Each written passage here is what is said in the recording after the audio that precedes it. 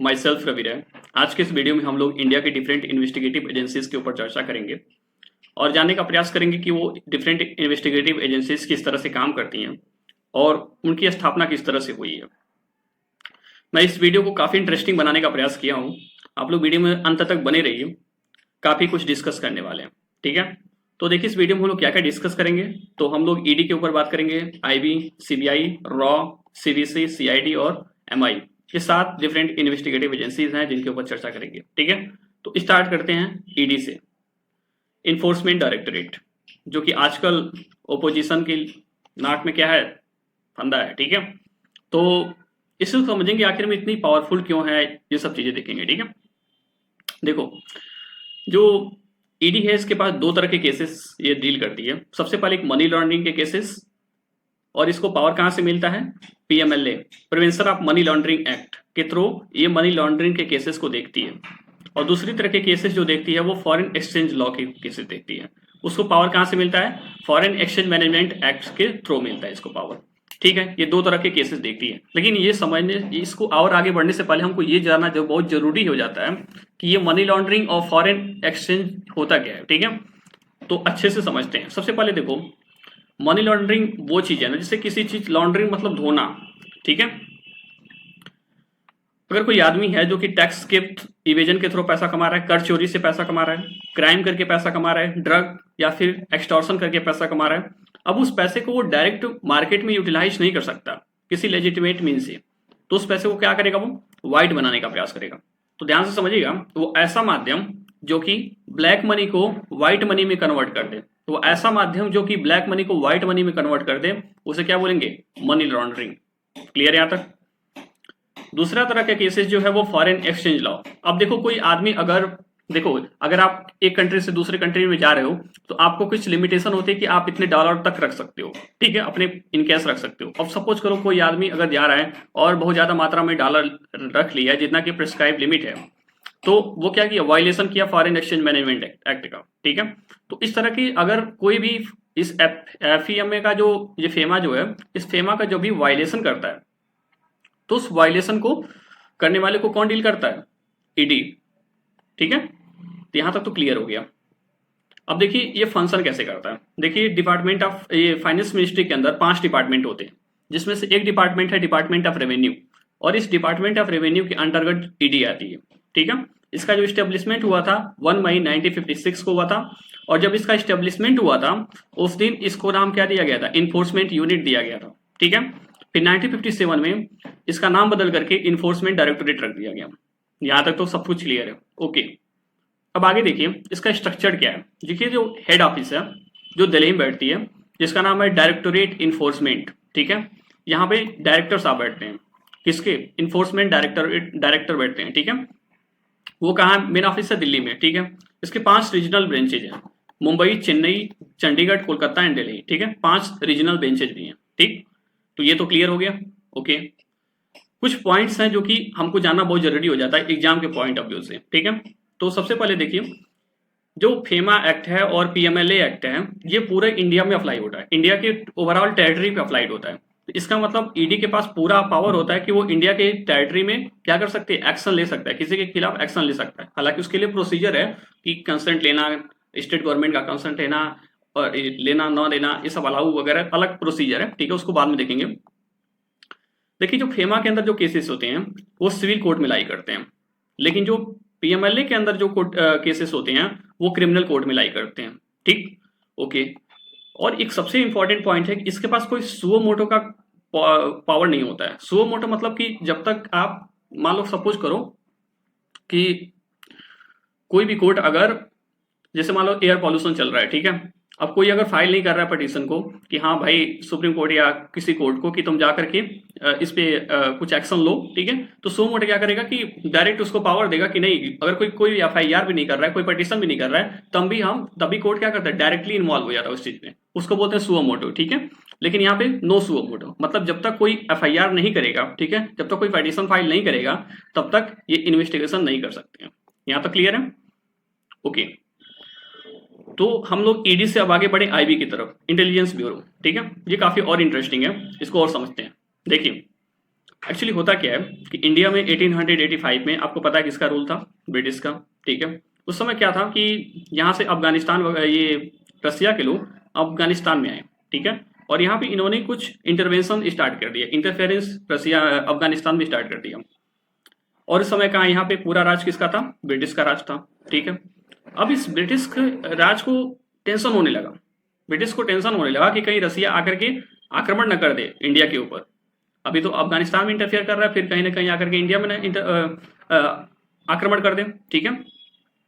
तो इस चीज को बचाने के लिए ये क्या क्रिएट किया, आईबी क्रिएट किया, इंटेलिजेंस ब्यूरो। ब्रिटिश ने इंटेलिजेंस ब्यूरो क्रिएट किया ताकि इस एरिया की जो भी इंटेलिजेंस हो उस ब्रिटिश को पता चल सके, ठीक है।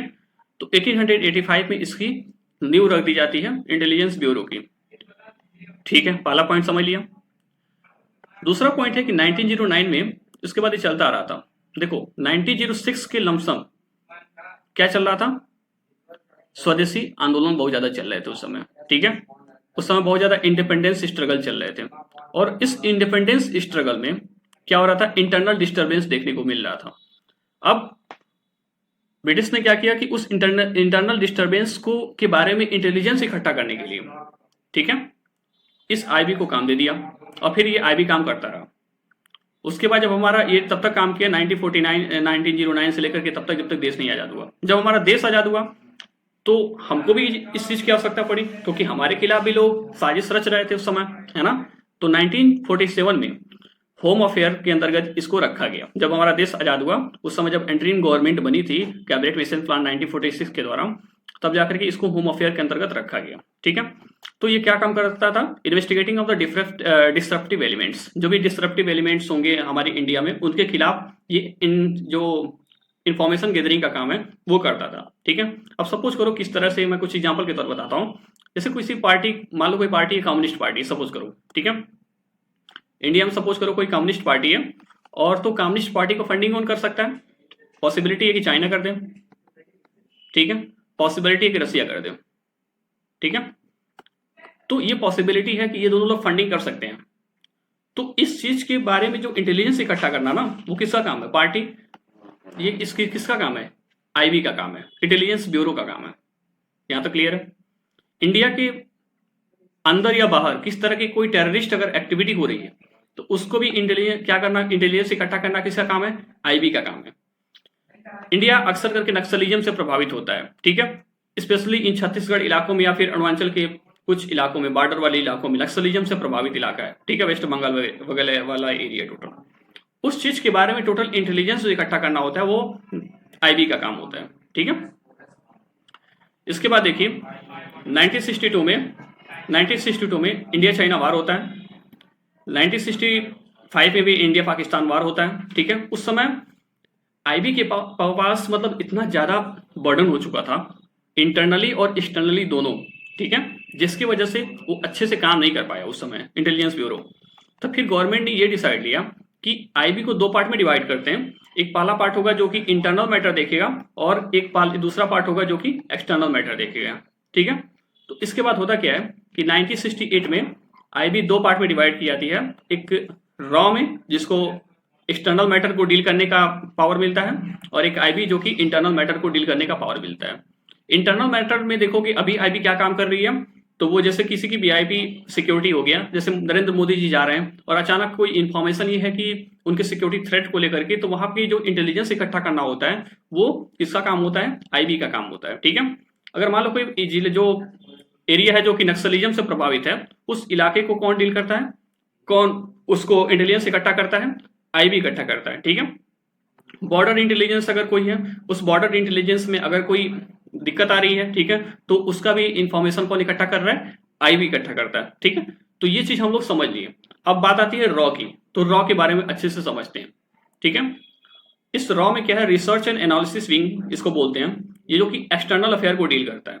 अब देखिए ध्यान से, ये देखता है कि जो हमारे इंडिया के नेबरिंग कंट्री है, उस नेबरिंग कंट्री में क्या क्या चीजें हो रही हैं, क्या क्या डेवलपमेंट हो रहा है। अब सपोज करो कि इंडिया के नेबरिंग कंट्री में अगर कोई रिसेंट डेवलपमेंट हो गया डिफेंस सेक्टर में, जो कि इंडिया के डिफेंस सेक्टर को क्या कर सकता है, चैलेंज कर दे, ठीक है, उस चीज को इंडिया को अपडेट करना किसका काम है? रॉ का काम है। ठीक है, कि हाँ फला जगह सपोज करो कि राफेल लाया जा रहा है, ठीक है, तो इंडिया को भी सचेत किया जाएगा कि फला कंट्री राफेल लेकर के आ रहा है, फला कंट्री बम बना रहा है। ठीक है, तो इस चीज को रॉ क्या करते हैं कि इंटेलिजेंस इकट्ठा कर लेते हैं। ठीक है, और हमारी कंट्री को अपडेट करते हैं ताकि जब भी मान लो युद्ध की स्थिति आ गया तो उस युद्ध की स्थिति में हम लोग उसको क्या कर सकें, अच्छे से यूटिलाइज कर सकें। ठीक है, यहाँ तो क्लियर है। इंडिया की सिक्योरिटी मैटर में, इंडिया का सिक्योरिटी मतलब इंडिया के टेरिटरी से बाहर कुछ अगर कोई गतिविधियां हो रही हैं, ठीक है, जो कि इंडिया के सिक्योरिटी को थ्रेट कर सकें, ठीक है, उस चीज को डील करने के लिए हमने क्या बनाया? रॉ बनाया। टेररिस्ट मैटर, आप देखोगे डिफरेंट टेररिज्म है, हर जगह अलग अलग ऑर्गेनाइजेशन है जो कि इंडिया को हमेशा थ्रेट करते रहती है। ठीक है, तो उस चीज को डील करने के लिए क्या बनाया गया? रॉ बनाया गया। ठीक है, तो ओवरऑल आईबी और रॉ में यही डिफरेंस हुआ कि रॉ जो होती है वो टोटली एक्सटर्नल मैटर को देख रही है, लेकिन आईबी क्या देख रही है? आईबी टोटली इंटरनल मैटर को देखती है। तो यहां तक तो बात क्लियर हो गई, आगे बढ़ते हैं। इसके बाद आता है सीबीआई। ठीक है, सीबीआई जो होता है इसका भी बहुत ही दिलचस्प थोड़ा सा वो स्टोरी है कि वो किस तरह से स्टेब्लिश होती है, उसको भी जानने का थोड़ा प्रयास करेंगे। ठीक है, ओके, तो देखो होता क्या है, 1941 में वर्ल्ड वार चल रहा होता है। ठीक है, और उस समय हम लोग इंडिया ने क्या किया था? ब्रिटिश का टोटली सपोर्ट किया था, और ब्रिटिश का सपोर्ट इसलिए किया था कि ताकि लोग युद्ध को क्या कर सकें? जीत सके, और हम लोगों को क्या कर सके? इंडिपेंडेंस मिल सके। ठीक है, यहां तक तो क्लियर है। लेकिन उस समय जब युद्ध चल रहा था उस समय बड़े स्केल पे क्या हुआ? करप्शन होता है। वहां के जो अधिकारी होते हैं, युद्ध में जो भी अधिकारी तैनात होते हैं, वो क्या करते हैं? आर्म स्ट्रगल कर, मतलब जो भी आर्म होता है, हथियार वेपन्स वगैरह होते हैं, उसके स्मगलिंग करते हैं, पैसे कमाते हैं उसमें। जो भी फूड प्रोवाइड किया जाता है उसमें सस्ते किस्म के फूड वहां पे सेना को प्रोवाइड करते हैं, और भी मतलब तमाम तरह की चीजें जो है तरह से वो क्या करते हैं? करप्शन करते हैं उसमें। तो अब इस अधिकारी जो करप्शन कर रहे थे, इसी करप्शन को डील करने के लिए हमने क्या बनाया? सीबीआई बनाया। लेकिन उस समय सीबीआई का नाम क्या पड़ा था? स्टार्टिंग में स्पेशल पुलिस फोर्स बनाया गया। ठीक है, यहां तक तो क्लियर है। ओके, फिर 1946 में जब हमारा देश आजाद होता है, ठीक है, 1946 में जब हमारा एंट्रीम गवर्नमेंट बनता है, ठीक है, कैबिनेट मिशन प्लान के द्वारा, तो उस एंट्रीम गवर्नमेंट में हमने इसका नाम चेंज करके स्पेशल पुलिस फोर्स को दिल्ली स्पेशल पुलिस फोर्स बना दिया। ठीक है, दिल्ली स्पेशल पुलिस फोर्स बनाया। ठीक, अब देखो 1941 में स्टेब्लिश हुआ as a special police force, फिर हम लोग 1946 में इसको क्या बना दिए? Delhi special police force. अब यहां से ध्यान से देखो, इसके बाद होता क्या है कि 1946 से लेकर के 1963 तक बहुत सारे एलिगेशंस लगते हैं इसके ऊपर। अब एलिगेशन किस तरह से लगता है, अब उसको भी ध्यान से समझो। आप एलिगेशन ये लगता है कि सुप्रीम कोर्ट कई बार कह दी इस पॉइंट पे कि जो सीबीआई है वो गवर्नमेंट का तोता है। ठीक है, बंद पिंजरे का बना तोता है। ठीक है, ऐसे बोलती है, एक स्टेटमेंट दी। दूसरा कंसर्न ये जताई कि जो कभी कभी होता था कि सेंट्रल गवर्नमेंट जब भी किसी स्टेट में इन्वेस्टिगेशन करने जाते थे तो सेंट्रल गवर्नमेंट जब भी सीबीआई को पावर देती थी कि जाके इस चीज को आप अथोराइज करो, केसेस को अथोराइज करो फला स्टेट में, तो क्या करती थी वो कि वो उसको परमिशन लेना पड़ता था स्टेट गवर्नमेंट से। लेकिन ऐसा वो रिक्वायर मतलब कभी कभी नहीं करते थे कि वो सीधे स्टेट में जाते थे और उस आदमी को उसको के खिलाफ इन्वेस्टिगेशन स्टार्ट कर देते थे without the consent of the state government. ठीक, तो ये सब फेलियर था सेंट्रल, ये सब क्या था? सीबीआई का फेलियर था कि वो कंसेंट नहीं लेती थी स्टेट गवर्नमेंट का। ठीक है, थर्ड पॉइंट है कि मिनी परमिट। देखो होता क्या है ना कि सीबीआई के पास उस समय ये पावर था कि जो भी ज्वाइंट सेक्रेटरी के ऊपर वाला जो ऑफिसर है उसको वो क्या कर सकते हैं? वो विदाउट उस मिनिस्ट्री से पूछे उनको इन्वेस्टिगेट नहीं कर सकते। अब सपोज करो कोई मान लो मिनिस्ट्री ऑफ रेलवे में कोई आदमी बैठा है, ठीक है, अच्छे लेवल पे जाकर के, और वो चोर है, ठीक है, उसको उसके खिलाफ इन्वेस्टिगेशन स्टार्ट करना है।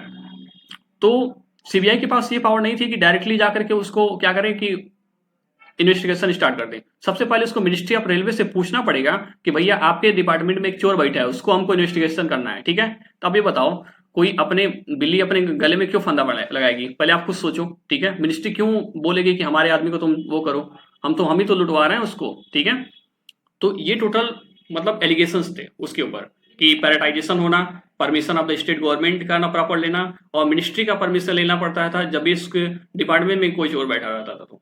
तो इन सब चीजों को जब डील करने के लिए एक कमेटी बनाई गई, संथालन कमेटी। इस संथालन कमेटी ने क्या बोला कि भाई सुनो, इसमें सीबीसी का रिकमेंडेशन करो। ठीक है, सीबीसी का रिकमेंडेशन उन्होंने दिया, मतलब सेंट्रल विजिलेंस कमीशन बनाओ। ठीक है, जो कि सीसीटीवी कैमरा बन के इसको देखे ऊपर से। ओके, तो यहां तक तो क्लियर है। एक दो पॉइंट और देखते हैं, उसके बाद हम लोग सीबीसी की तरफ मूव करेंगे। ठीक, तो इसमें प्रोसीजर क्या है उसको समझते हैं। तो देखो, ईडी के पास कोई सुओ मोटो का पावर नहीं है, लेकिन सीबीआई के पास सुओ मोटो का पावर है यूटी के केस में, स्टेट के केस में नहीं। जब भी किसी यूनियन टेरिटरी के आदमी को इन्वेस्टिगेशन करना होगा तो सीबीआई के पास सुओ मोटो का पावर होगा। ठीक, लेकिन अगर स्टेट गवर्नमेंट के अंदर किसी को मतलब इन्वेस्टिगेशन करना हो तो स्टेट का पावर लेना, स्टेट का कंसेंट लेना पड़ता है। ठीक, लेकिन एक चीज और है, मान लो सेंट्रल गवर्नमेंट को एथोराइज करती है तो स्टेट गवर्नमेंट को कंसेंट लेना पड़ता है, तो मैंने बता दिया आपको। ठीक, अगर सुप्रीम कोर्ट या हाई कोर्ट अगर ऑर्डर देती है किसी को भी through out the territory of India, तो डायरेक्ट जाकर के उसको इन्वेस्टिगेट करेगा, ना कि उस स्टेट गवर्नमेंट से क्या करेगा, कंसेंट लेगा। ठीक है, तो सुप्रीम कोर्ट और हाई कोर्ट में कोई कंसेंट लेने की जरूरत नहीं है। यहां तक तो क्लियर हो गया। अब आते हैं सेंट्रल विजिलेंस कमीशन के ऊपर। ध्यान से देखना, ये सेंट्रल विजिलेंस कमीशन एक सीसीटीवी किस तरह से काम करता है उसको अच्छे समझते हैं। सबसे पहले 1963 में जैसे ही संथालन कमेटी ने रिकमेंडेशन दिया, उसी समय क्या हुआ था, एक एग्जीक्यूटिव ऑर्डर ला करके इसको इंप्लीमेंट कर दिया गया, बना दिया गया। लेकिन इसके जो फंक्शन हुए, ठीक है, उसकी किस तरह से वो काम करेगा, ठीक है, ये आकर के 2003 में जाके तय होता है। वो किसके through, central vigilance commission act 2003 के द्वारा इसको बताया जाता है कि तुम किस तरह से काम करोगे। ठीक है, उसके कुछ प्रोविजंस जो हैं उसको डिफाइन किए गए। तो उसके फीचर्स क्या क्या हैं उसको समझते हैं। देखिए, अगर फीचर की बात करें तो इसमें प्राइम मिनिस्टर, होम मिनिस्टर और लीडर ऑफ ऑपोजिशन पार्टी, ये 3 लोग की कमेटी होती है जो कि सीबीसी के चेयरमैन को चूज करते हैं। ठीक है, सीबीसी के चेयरमैन को क्या करेंगे, चूज करेंगे। ठीक है, यहां तक तो क्लियर है। ओके, अब देखो सीबीसी किस तरह से सीसीटीवी का काम कर रही है उसको देखते हैं। तो देखो, ये सीबीसी जो है वो सीबीआई पे भी नजर रखती है और ईडी पे भी नजर रखती है। कैसे नजर रखती है उसको समझो।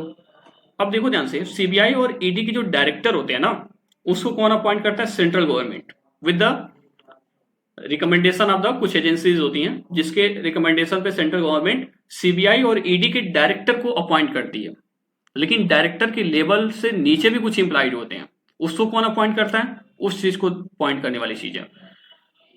Below the director level officer, उसको ईडी या सीबीआई की जो डायरेक्टर बैठेंगे और सीबीसी का चेयरमैन बैठेगा।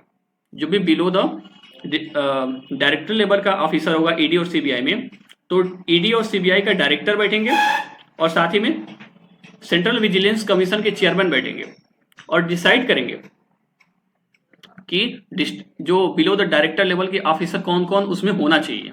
ठीक है, तो ये तो क्लियर है। तो यानी वो मेंबर को डिसाइड करते हैं, कौन, सीबीसी। ठीक है, ओके, तो यहां तक तो रह गई टोटल ये बात। अब देखो, सीबीआई की जो पावर है 2 साल से लेकर के 5 साल तक एक्सटेंशन किया गया है। इसी तरह से ईडी का जो पावर है, टेन्योर जो है वो 2 साल से लेकर के 5 साल तक एक्सटेंड कर दिया गया है। ठीक है, ओके, ठीक है। यहाँ तक इसके बाद आती है 6th पॉइंट पे सीआईडी। इस सीआईडी क्या है, जिस तरह से सेंट्रल गवर्नमेंट के पास क्या है, सीबीआई है, उसी तरह से स्टेट गवर्नमेंट के पास क्या है, सीआईडी है। सिमिलर प्रोविजन है उसके पास भी। ठीक है, एक मिलिट्री के लिए अपना एक अलग इंटेलिजेंस है, उसको बोलते हैं मिलिट्री इंटेलिजेंस या फिर एमआई।